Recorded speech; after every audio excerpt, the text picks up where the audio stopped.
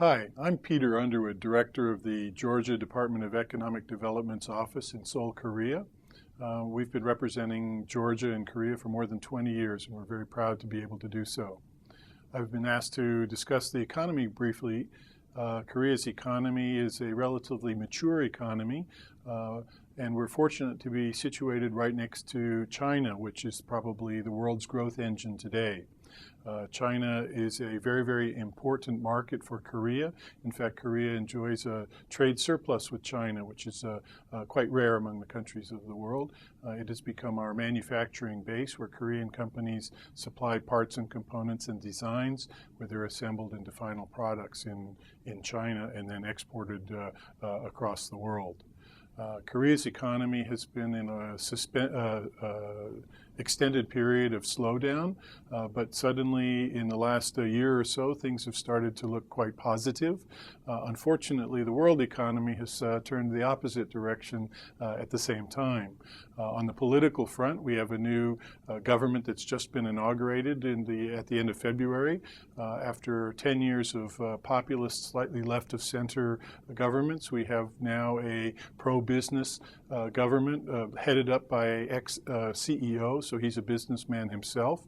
He has experience in government as well, as the former mayor of the city of Seoul. So we are very, very optimistic about the future of the economy with a CEO president at the helm.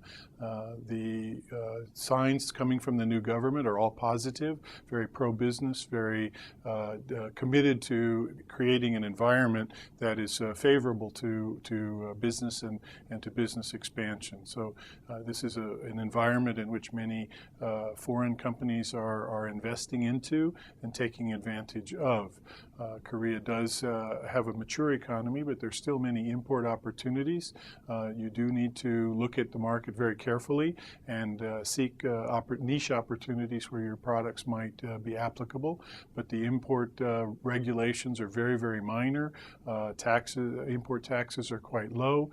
Foreign goods are very welcome. The historical barriers to imports have all been virtually eliminated. There are still some non-tariff barriers that we're working on, but largely the environment is very, very positive. Most important, Korea and the United States have signed a FTA, a free trade agreement between the two countries. We believe it's very, very important for exports by U.S. companies into Korea that this agreement be ratified by the governments of both countries. So the Korean National Assembly is considering it, just as is Congress, and we look forward to swift ratification by both governments so that Georgia companies have an opportunity to sell into this very interesting, dynamic, and affluent market in Asia.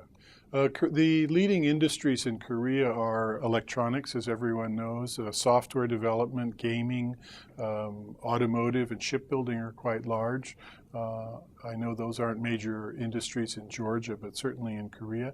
But the whole wide field of electronics, industrial electronics, as well as consumer.